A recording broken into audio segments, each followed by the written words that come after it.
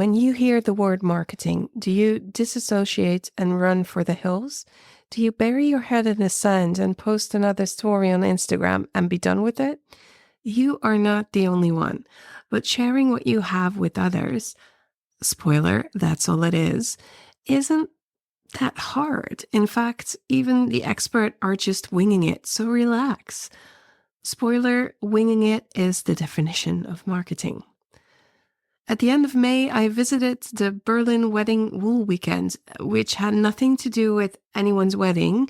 It is actually a part of Berlin where the event was happening.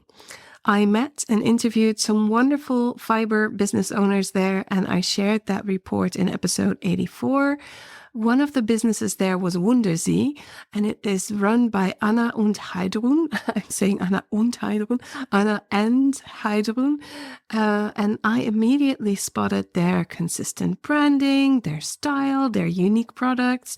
And when I talked to Anna, I was intrigued by her answers and found out she's got a background in marketing. That explained a lot. Her knowledge and insights are clearly visible from her website, newsletters, and social media. Naturally, I scheduled a longer conversation with her to find out more. So, how can we learn more about marketing well without getting the heebie-jeebies? Here's Anna.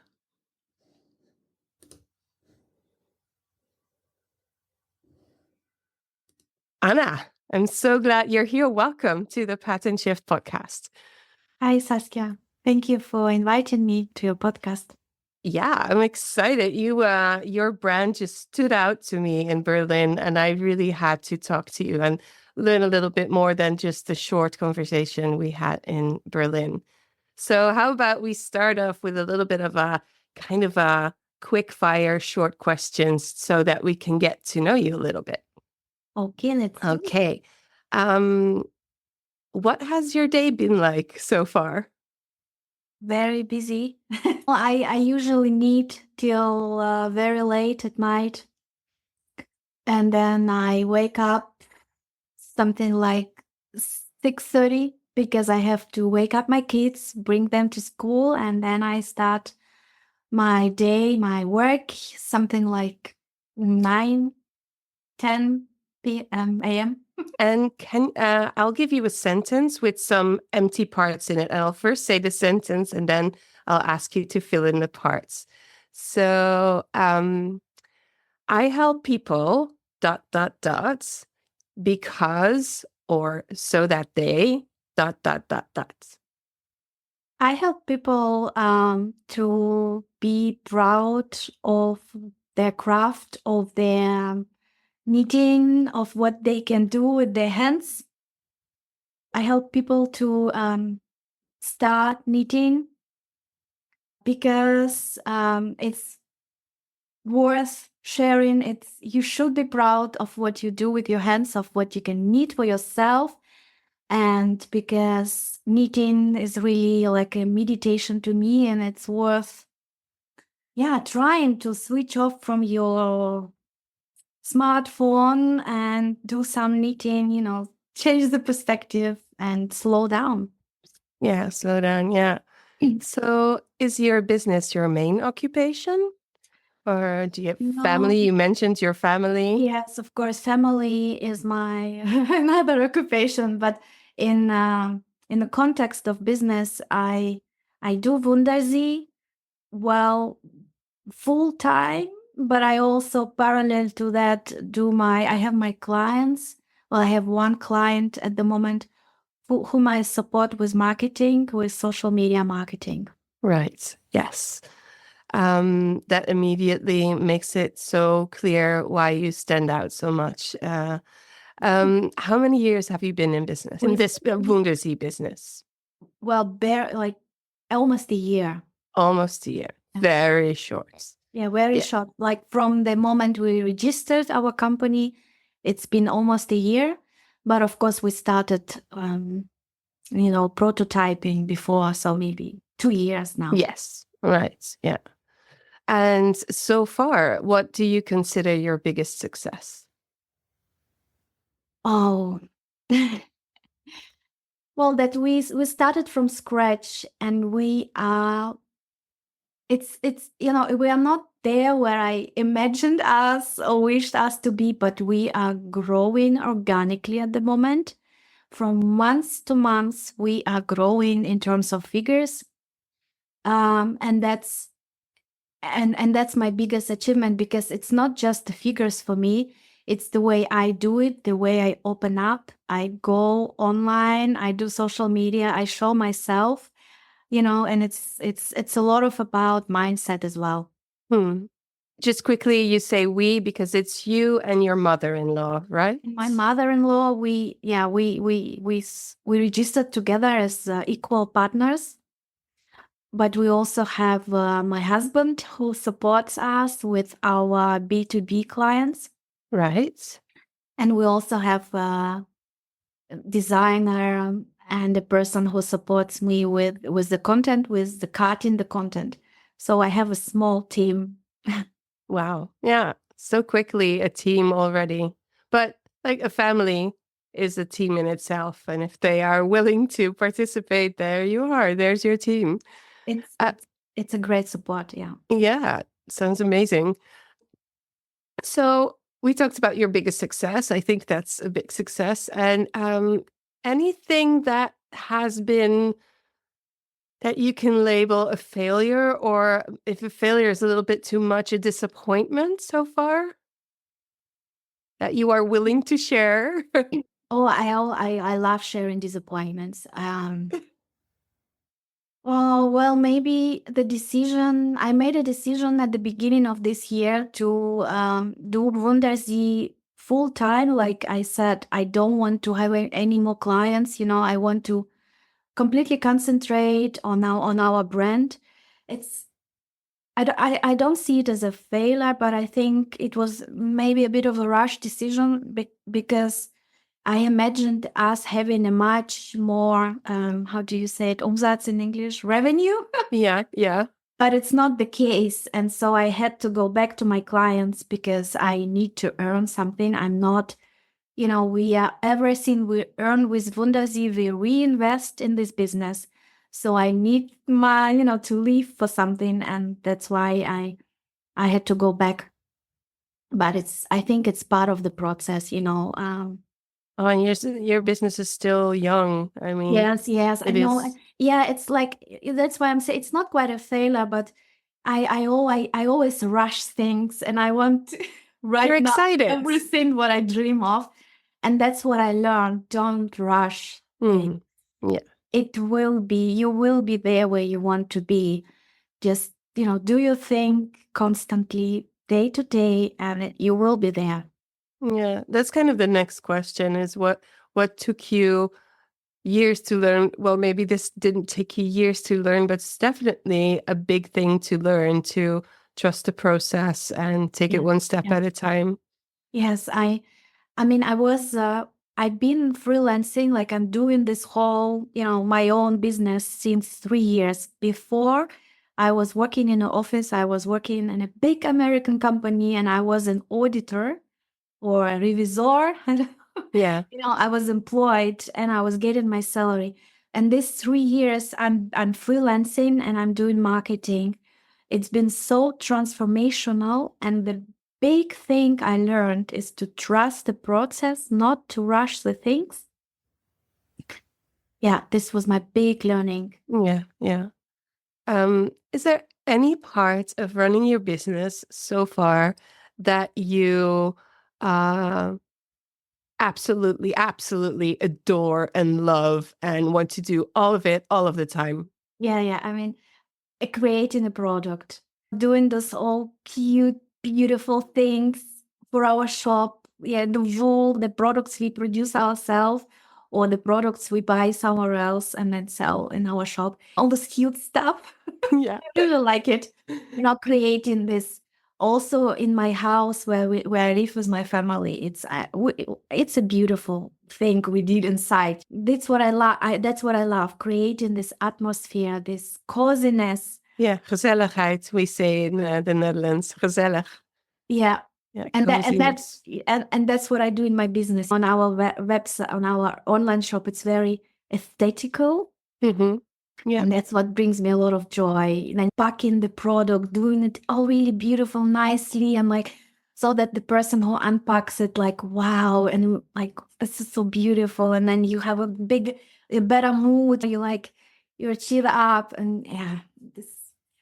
Yeah. It's an experience and a very positive experience for you as well as the customer Yeah, by the also. sound of it. Last quick question, and then we'll just start conversing. Okay. um, anything you absolutely do not like about running a business? Of course. You have so much like accounting. I mean, even though I used to be an auditor, there are things you must do. We receive in Germany, we receive, especially when you just registered, there are things you have insurance.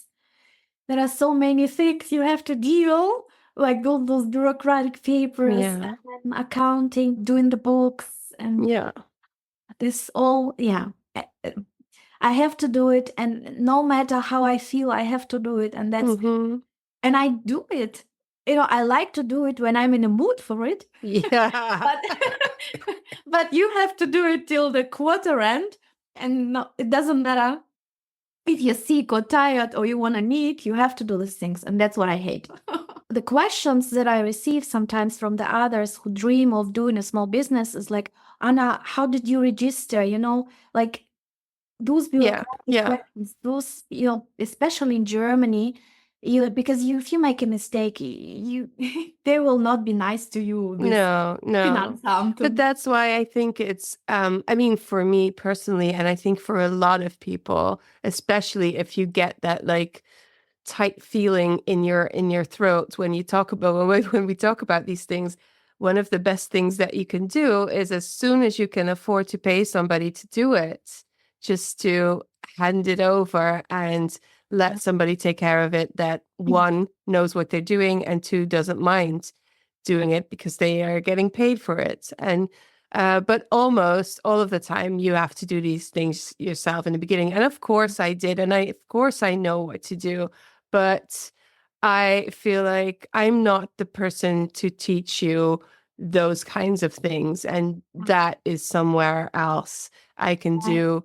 the marketing, the branding, the communication, the soulful connection to what you need, all of that. And I leave the rest to it. But we do talk about money, but in other ways. Yeah, but bookkeeping is anyway it depends on the country you're located in. Yes, definitely. That's also a big part of it. Absolutely. Yeah.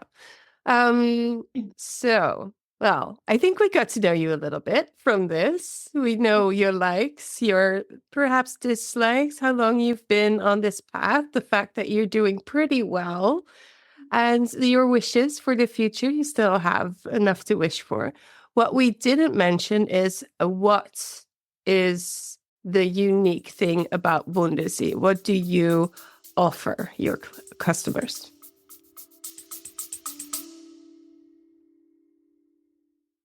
Are you ready to transform your business this summer? I'm Saskia de Feiter, and I'm excited to introduce our exclusive summer school program. For a limited time, we're offering our renowned Business Circle program at a fraction of the cost. This is your chance to access valuable insights, exercises, and strategies that will help you build a solid foundation for your business. But here's the catch. It's only available for 2 months, and you'll need to commit at least 4 hours a week to see results.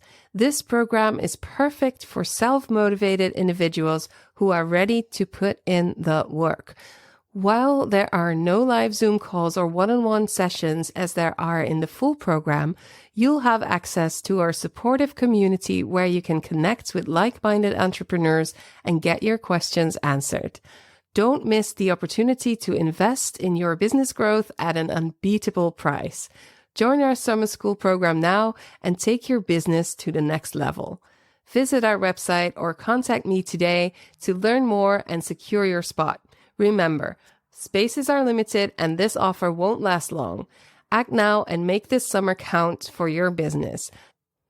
Go to patternshift.fm or ja-wall.com and go to Business Circle program to find more info.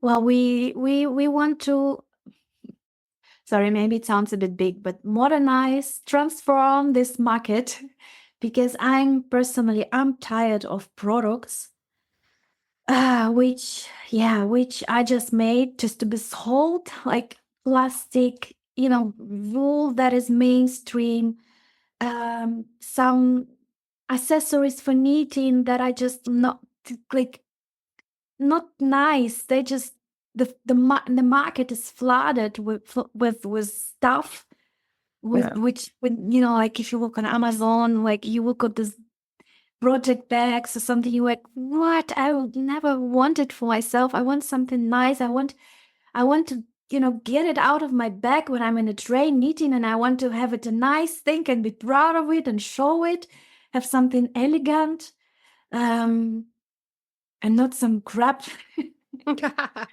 So I'm hearing you say design, material, the conscious thinking of Yes. what you What you pick out. with what you need, because we started selling wool in our shop, but not just any mainstream wool. We really pick the brands we sell. Like we have an Italian wool that is really something special, because I want, I'm learning as well myself where this wool is coming from.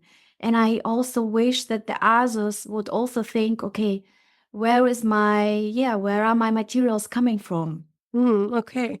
And so the main products that most people know you for, the type of products are needle cases and accessories. And they're made of quite an exceptional, interesting material. Can you talk to us a little bit about that?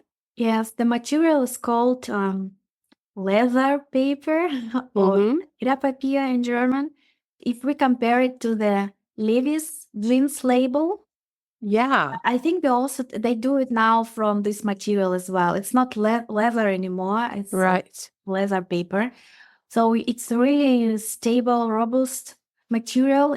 You can wash it even in a washing machine, but it's not leather. So it's vegan, and it's also sustainable.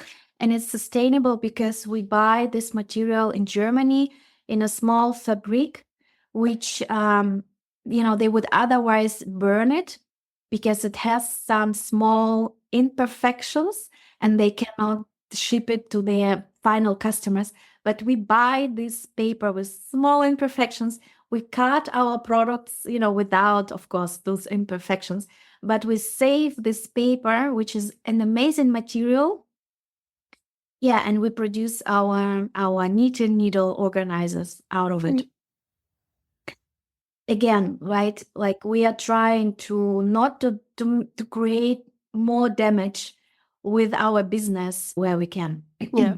And the look of them, of course, people, we'll give you all the contact information. You can go ahead and actually, why don't you mention your Instagram right now? Because people that are listening might want to just have a little bit of a view as they're listening.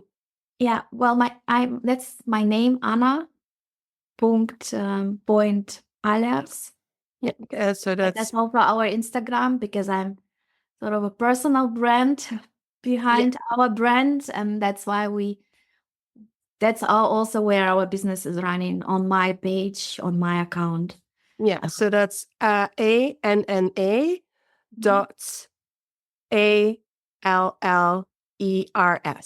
Exactly. Thank you. Okay, that's it. Okay. So going back to the look of them, I would describe them as almost like an origami folding technique. And when you are looking at a shape like a triangle, and then you fold it open, and in one movement, it becomes a rectangle. Yes. And the rectangle on the left-hand side has a circle stitched on it, and also on the right-hand side.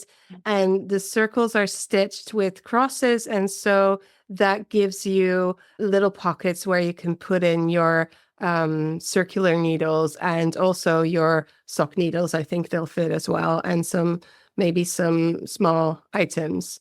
And you fold it together and then nothing drops out. Exactly. And you can have this, you can have it on your bookshelf, it stands. It's then upside. And then you have the different colors. So there's paper Yes. brown, snazzy, almost lacquered lilac, which I'm especially wearing my lilac t-shirt today because it's on brand. And what else do you have? We have black, we have gray. The best selling color is of course natural. Is the neutral one. Yeah. Neutral one. Cool. Yeah. Yeah, so that's definitely one of your unique selling points, is that Yes. those products.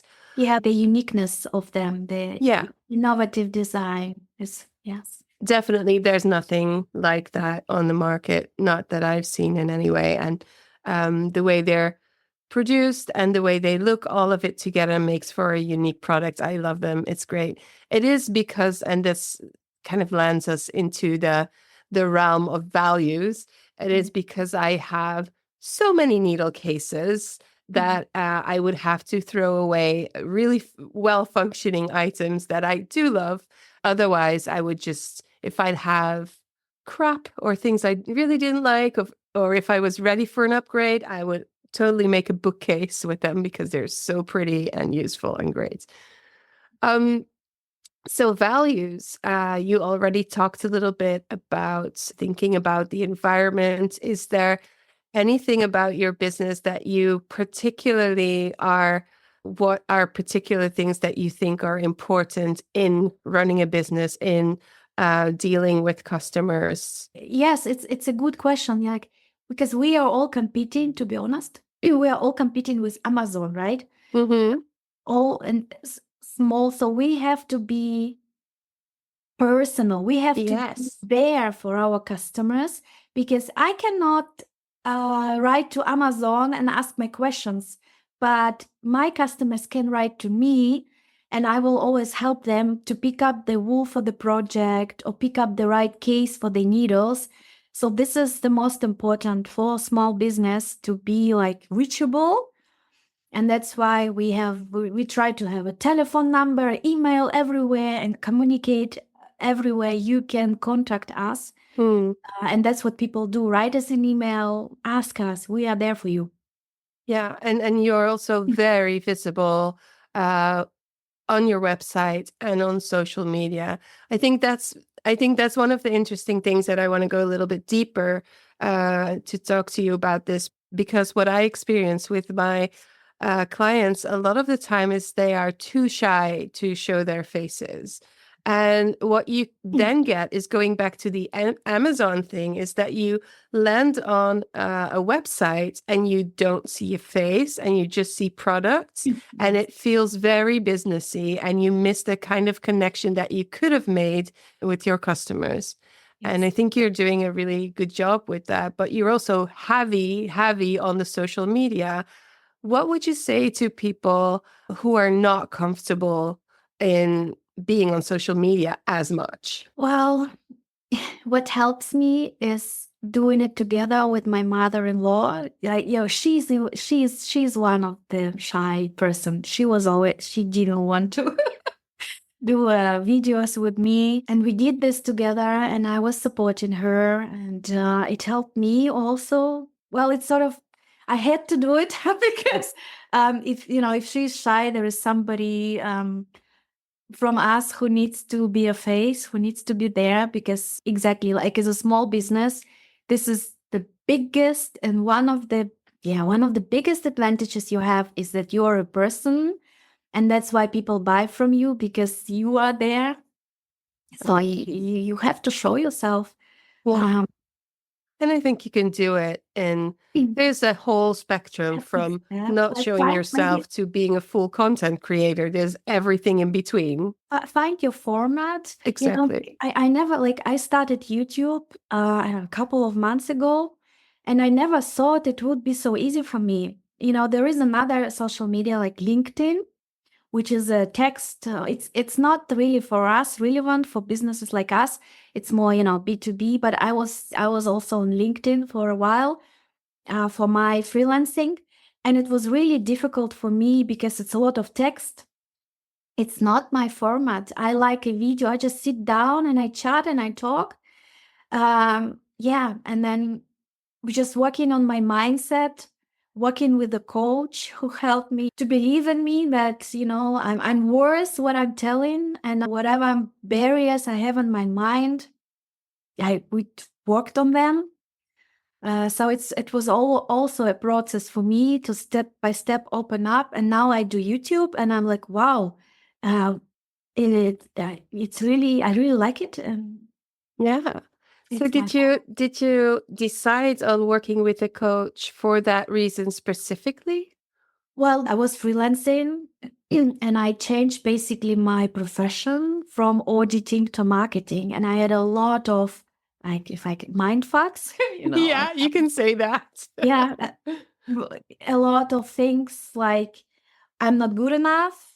Yeah. I changed. I'm like, I'm not as experienced as anybody else on the market. A lot of things in my mind. That's why I went to the coach. But, working on those things, you of course clear out some other mind fucks you had. Yeah, you Which do. helps you to to be visible on social media. Yeah. I loved working with a coach. I mean, it's an investment, but you are investing in yourself and in your business. Exactly. And it doesn't have to be like super, super expensive, but I think sometimes we forget that in order to make money, sometimes you also have to invest money. Not always, and there's other ways to go about it. Like good chats with friends will help you as well, as long as you're willing to take their advice. Yes, sharing with your family your difficulties, because my husband, he's still telling me, Anna, you can do it. And he's showing me the like the things I can do good, and it helps. Yeah. It helps. It also gives me confidence. And if you know Wundersie and Anna and what she does online, I would have never thought that you asked for help with this, because this is not how you come across. You come across as genuine and as a loving, kind person with a lot of feeling for aesthetics and enjoying what you do. That's what I'm seeing. And I'm also seeing somebody who takes a lot of effort in selling their products in a way that kind of it feels good to you. It's not like yucky selling, but you're definitely selling your product. You're not selling your lifestyle and hoping that somebody will buy your product. And I think some people get a little bit confused about it. Their whole idea of marketing is just having an Instagram account. And of course, choosing your channel is one step, and then figuring out how much of you want to share. Because of what I said earlier, on that scale from not being visible at all to being a full content creator, you cannot be a full content creator because that's a job in itself. You have to have enough time to do the things and make the decisions that bring your business forward. And that's such a Falco, such a It is like even making the stories on Instagram is a work that you have to schedule in your yes. calendar. You have to schedule time for it. It's not like you sit, you know. And stop if your block of work time is over and do something else. Yeah, I'm seeing your eyes go, yeah, I should do more of that. like you mean block the time if you Yeah, it's just or say like Monday is content creation day, and the rest of the week maybe I will react to whatever I have posted on Wednesday for half an hour, and then I'll do the other stuff. Yeah, I like every day I have a time scheduled for stories. Or if I know I have some new products and we have to, do the storytelling, announce the launch, then I definitely schedule the stories, and I schedule like maybe even 1 hour, because it's not, you see that my stories, and it seems so easy and easygoing and natural, but it really takes me time and really takes me effort sometimes to do them, Yeah. because I'm a woman and I have my circles, I Yeah. have my, it's Yeah. natural. I Yeah. can, yeah. So, and I also schedule, like, today is a Thursday, and I on Thursdays I do my YouTube videos and I schedule them, and I stick to the schedule. Yeah. I do them. I need that too. I need it just for the basic fact of um doing a little bit more effort on putting on lipstick and having freshly washed hair, all of that. If I had to do it on the go every single time, I try that. But then I don't feel great. Or I feel great because I'm like, I'm supernatural and it's fine. People can see me like right out of bed, but I don't always feel like that. So it's kind of finding the balance of, and this is the work around boundaries. How much of yourself are you willing to give? How much is self? How much is business? Where do you plan it? And with all of that together, you can find a balance that works for you and that works for your business. But it's conscious thinking. Yes, it's conscious thinking. It's constant working. Yeah, just constantly doing it, like from day to day, sticking to your schedule, and not dropping the ball. You Mm, know, this is what, yeah, this is what brings you there where you want to be. yeah. And and it's Yeah, also, that has been an interesting thing for me. We talked about it in the community with our we have a monthly wins and woes meetup where we talk about our wins and our woes. yeah. And I talked about this month. I've been having hard time showing up in my newsletters, being there every other week, because I've not been fit. I've been sick, Mm. and it's been hard. And how much are you going to beat yourself up about it, and how much can you just keep that a little bit more loosely in your hand? Because all the marketing gurus online say you have to show up consistently, otherwise you'll lose. I'm a little bit less strict about that, not just because I'm in a position where I have some things with my health, but also for everybody else. It's not healthy. I mean, like, just this week, I also committed doing a newsletter once per week. It usually comes out on Friday. But also this week, I did my teeth. Oh, wisdom tooth. No, no, but it's Oh, also something complicated. I did yeah. yesterday. So that's why this week I said, okay, I skipped the newsletter tomorrow, Yeah. this week, because yes, yesterday I had to take care of myself, and I can't today, do the, like, plan, like, I can't jump over my head.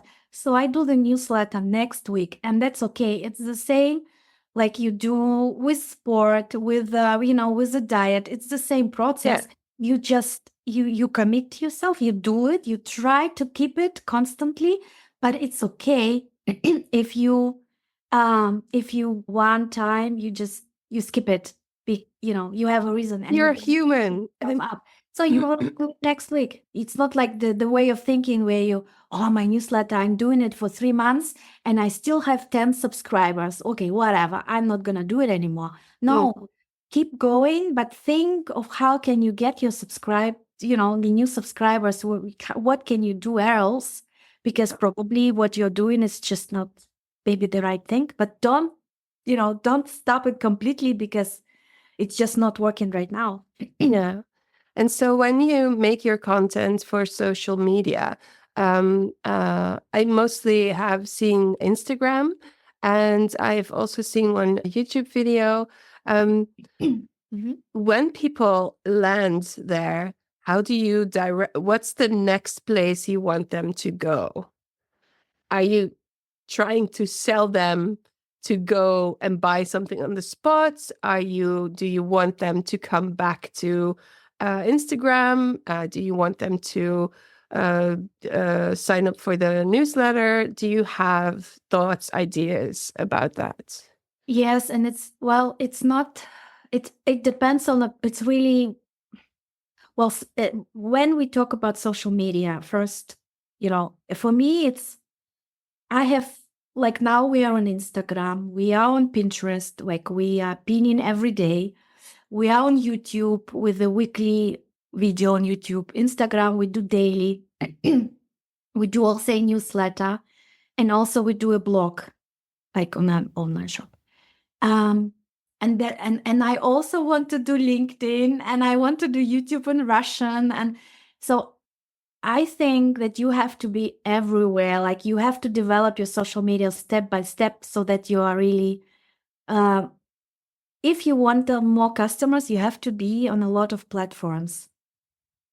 And then it's a constant movement around the channels that we have. The main goal is to bring them to our online shop. So it's either from Instagram, from a reel, from a stories, or from YouTube. It doesn't matter. But the goal is to have traffic in our online shop. Right? Do you know where most of your customers come from? And let's not forget the fairs and the festivals and the markets. Oh yeah, the markets we do as well. And we, also there is, and when we go to the market, of course, we sell on the spot. For now, it's actually the best working platform for us to be on the market. That's where we sell the most. But then I also inform people that we have Instagram, and I bring them to the Instagram and then to the online shop. Like I try to get them subscribed to any of our channels from where they go to our online shop so that they stay with us for a longer time. So we don't have to get all the new people every time, but we nurture the people that we already have so that they come all over and over to us.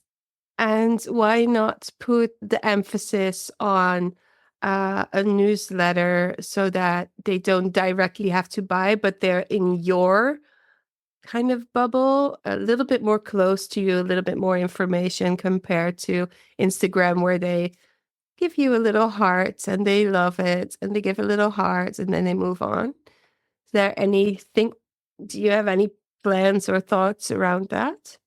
You mean rather have focus on one platform? On getting people to your newsletter. So say you're on a fair or market, we do that. to first of all get them on the newsletter rather than focus first on Instagram. It's like for me, I started on Instagram, like my whole journey started on Instagram like 6 years ago.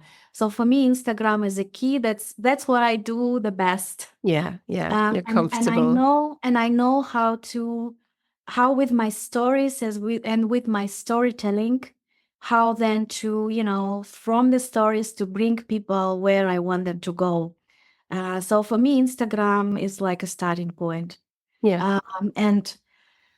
And when we're on the market, yes, I inform people and to try to bring people to Instagram, not to our newsletter, because from my experience, subscribing to newsletter takes you much more effort than subscribing to somebody's Instagram, because newsletter is a bigger commitment. You get emails in your mailbox. Not everybody wants it, but to subscribe to Instagram is much less commitment. And I know how to bring them from Instagram to newsletter. I accumulate this. That's what I mean. On Instagram, and then I do a drop and I bring them to newsletter, and I see a race of my subscribers on my newsletter. Because I plan newsletter, I think, okay, what can I which content I do for newsletter, which sort of motivates my Instagram followers to go and subscribe to my newsletter. So that's my way of strategy of thinking. Yeah. That's what I was after, what your thinking and your strategy behind it is. Yeah. Sounds great. Yeah. So, have you started to measure things like, as I was saying before, do you know where most of your customers come from? Do you know if they are returning customers? How much of that kind of thing do you do?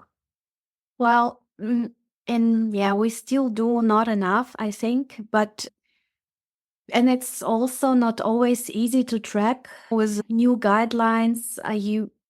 We don't always see in our shop where the person is coming from, and we see a lot of, like, if I take Pinterest and I see the outgoing clicks from Pinterest, and then I compare them with the incoming clicks on our online shop, the number will not match. Don't match. Like, really, it's like not even close. So it's really difficult to track. But what we do, I wish I was doing it on a weekly basis, but I can't do it. It's not like I track the numbers on our online shop.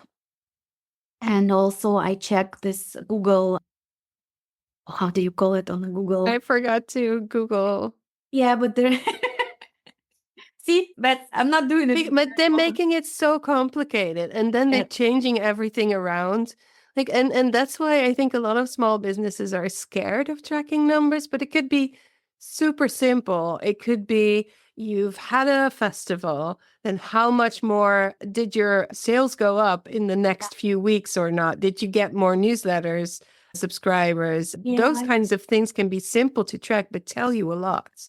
Yeah, like on the scale we do now, we can. It's called Google Analytics. Google Analytics, yeah. But on a scale like we are now, it's not, that bigger figures that I know what works, where the people are coming from, and we have a lot of returning customers because I know them all from Instagram. I see them all over, and sometimes our Shopify shows us as well. One has come in from YouTube on. Yeah, so I do track the numbers on our Shopify, and I have an Excel where I record them. Where I record, that's actually what I want to do weekly. Like, you record the revenue, you record how much you spend on your ads, and then don't forget about those apps. You record whatever else you do, like how much you spend on Pinterest, how much you spend on YouTube, on Instagram, and then how much revenue you got. Then you track those. This simple table I have in Excel. All the other figures I have either in my head because I know the business, because it's not at that big scale, or I check them in Shopify. Yeah. So I also have, this is, by the way, not an advertisement. I should really reach out to them because I'm always Shopify. I've had a Shopify website for years and I've been very happy with it. When I was in my shop, I also started to use the POS, point of sale system. And whenever I have a moment, I will try to convince my clients that when you're on a market and you have a website that can record, you can sell and get it out of your website at the same moment and record what happens. It just blows my mind that not a lot of people use that they're in their hotel rooms writing down what they've sold so that then the next week or something they can process it. Well, all of that can be fully automated.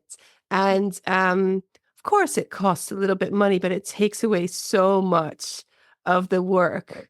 And that kind of thinking where you think about working smarter. And as you're saying, you have this whole marketing mix of all these different platforms and it's a lot of time, it's a lot of commitment. So how much of automation, even AI, do you use in your business? Oh, I use AI for texts. I use Daily. For all my content everywhere, I use Perplexity, if I can mention them. I love this AI. And I also now we are just finished automating our B2B process, how our B2B customers buy from us, because before it was very manual. And now I know an IT person. I know why people are struggling with it. He used 5 software programs to build this automation from us. But now it's a portal where our B2B customers log in and then they see our product catalog and then they can place an order. all automated, and then they log in again and they see a placed order and then they see an invoice. Nice. All that before was done manually. And also all the orders, we are keep tracking them now in another portal, like we are building our CRM system, basically, Yeah. B2B CRM system. Those are big words, people. B2B CRM system. B2B is when we sell to our end customers via our online shop, but we also sell to other shops, like yarn shops. We sell our products, our cases. Yes, thank you. And CRM was a customer relationship management. Yes, for us, it's where we keep track of our B2B customers, like whom we want to acquire, like whom we already contacted and send an offer, whom we already have.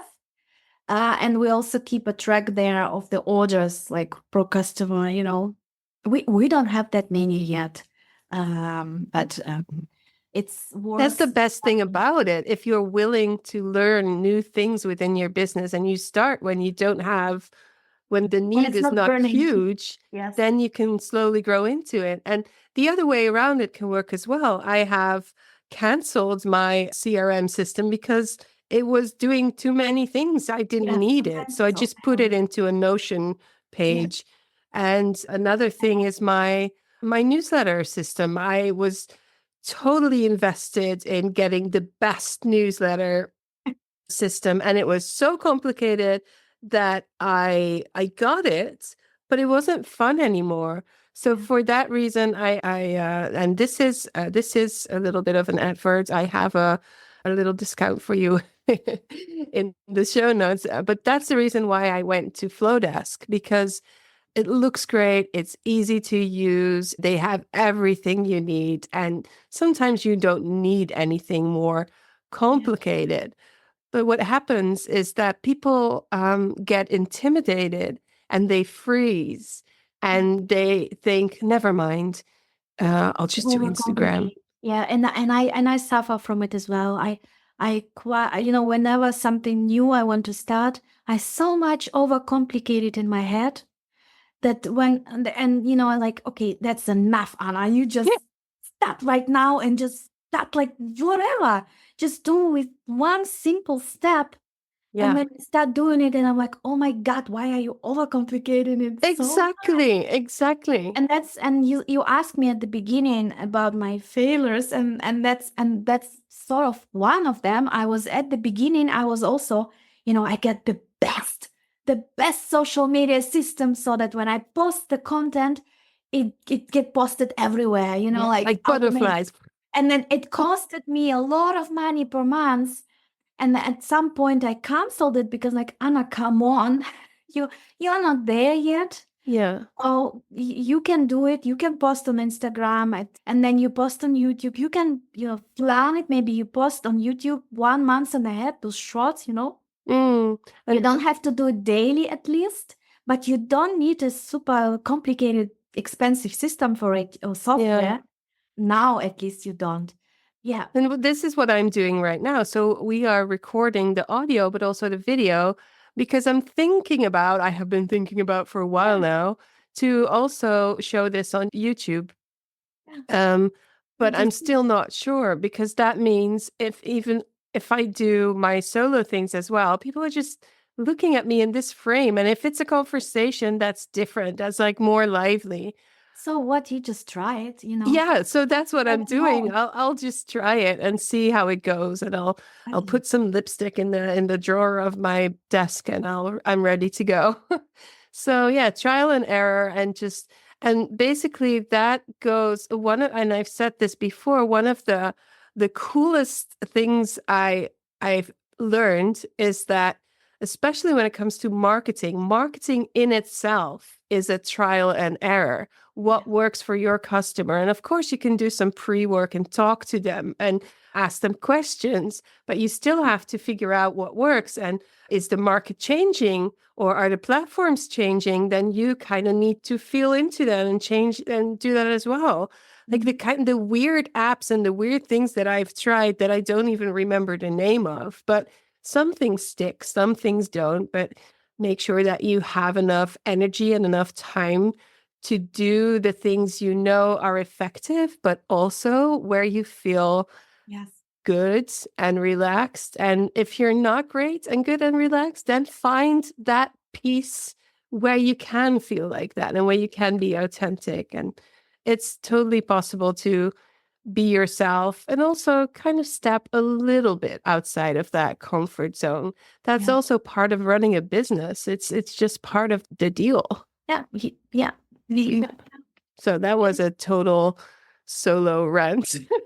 And- Sometimes but I get into it. I'm like, yeah. So, oh my gosh, we talked about so much. It also almost always goes a lot to social media, but I think that you have told us the story of it's not just social media and being mindful of the choices you make around your product, your branding, your marketing, your contact with your customers, super important. And automating some things so that you have a little bit more time to do all of those things. So, last question, do you use any specific planning systems, calendars, journaling? I don't know. mean, like, I'm like, I really, I don't like surprises. I have to plan, yeah, weeks ahead. I use Notion Yeah. for my daily business to dos. Yeah, for everything. Notion is all my life. If I lose access to Notion, I will cry. Yeah. Yeah, I use. Yeah, I plan. So most I have a journal, handwritten. I also have Notion. so and when you journal, is that more personal or also for business? When you journal with pen and paper, It's a mix. it's a mix, Like yeah. it's mix. Like well, I don't use Google Calendar. I don't like online calendars. But I put in the journal. I have my meetings. Yeah. I have them in a journal, but I also have them in my Notion for the weekly to do where I tick a box if it's done. And in my journal, I have like meetings, business and personal, but also family stuff, and whatever my inspirational thoughts, whatever ideas I have, I put them almost always. I first write them on a paper. And then I bring them to Notion where I structure and organize better. If I really think we should stick to it, if it's really an idea I want to do right now. But all my plans, like social media, content plans, everything is in Notion. Very organized. I love it. Yeah.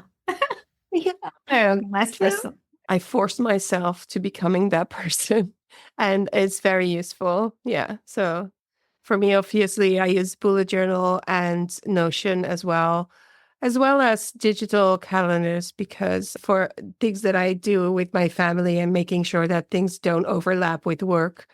So it's a matter of choosing what works for what thing. Sometimes pen and paper is the best, and there's nothing like it. And sometimes you just want a digital thing that goes beep, beep. You're on. Yeah, yeah. Thank you, Anna. Thank you so much. I think I got great insights in how you work and what are the plans for the near future. Anything new coming? Anything you want to share with an audience? All right. We have always plans. We do launches of new products, like not every, I think every month maybe, because it's always also a test and trial what Yeah. product will stick. So Christmas is coming. I mean, we have huge plans. Yeah. We even do a collaboration with a needle producer, knitting needles producer. This will be big, and it will be something which people can do as a gift. Like they will have our case, which is sustainable, beautiful, very practical, not like you see on the market, all those Asia made stuff. And then with really good needles inside. Oh my God, this is This sounds very really exciting. Okay, so people sign up for the newsletter so you will not Sign miss up. the Instagram posts. Sign up for the newsletter. Sign up. So go to the website, which is wundersie.de. And you can also find that in the show. Go to Instagram, and in my link, bio link, there is a link to sign up for newsletter. Not just hover on Instagram, sign up for the newsletter as well. Promise. That's where we have all the links. Yeah, that's where you are sure people will not miss, or a little bit more sure. Yeah, a little bit more sure. Yeah. That's what they shouldn't miss. And just be on Instagram for funsies. For funsies, just for cool. Yeah. Thank you, Anna. Thank you so much for your time, your stories, and I hope to see you in Berlin or somewhere else again soon. Oh, yeah, we will. We are planning a lot of markets next year. Thank you. Thank you for having me here. Thank you, Saskia. Hi, this is editing Saskia here.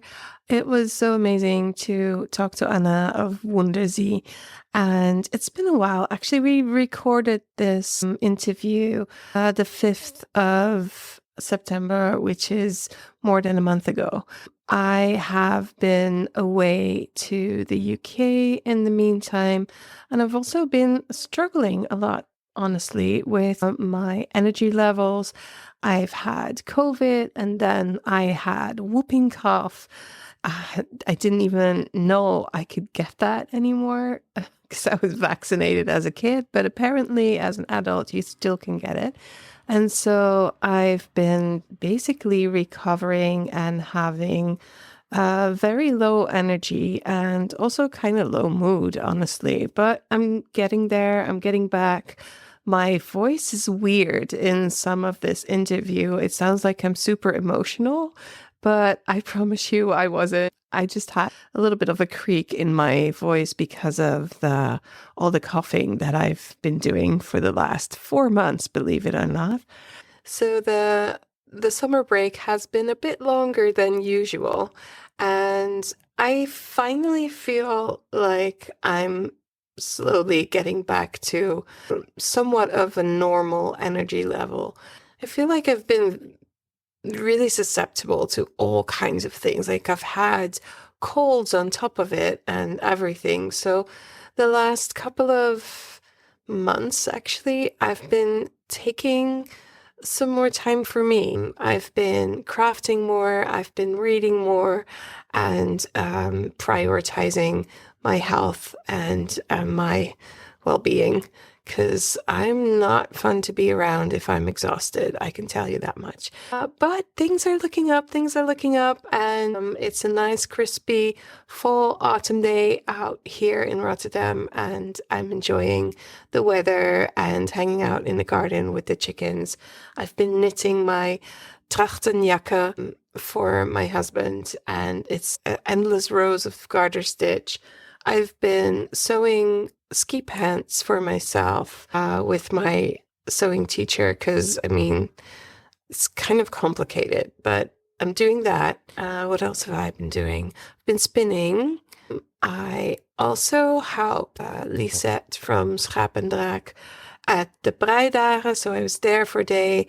After that, I was utterly exhausted, I could tell you. I am not used to stand for a whole day anymore. Ever since I closed the shop, that kind of ability went down quickly.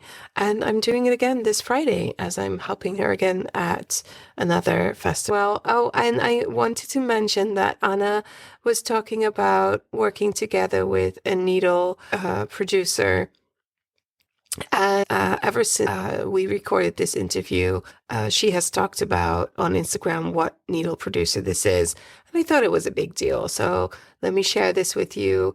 The Wundersie needle cases now also come with Adi needles. So it's a German brand produced in Germany, really good quality. And you can get a whole needle set with the Wundersie needle case and the Adi needles. So that's amazing. Congratulations, Anna.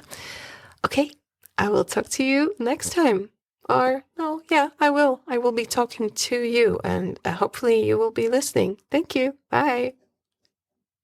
If you want to build or grow your business in textile crafts, why don't you join our online community for the small monthly contribution of only €10, which is basically $10-ish.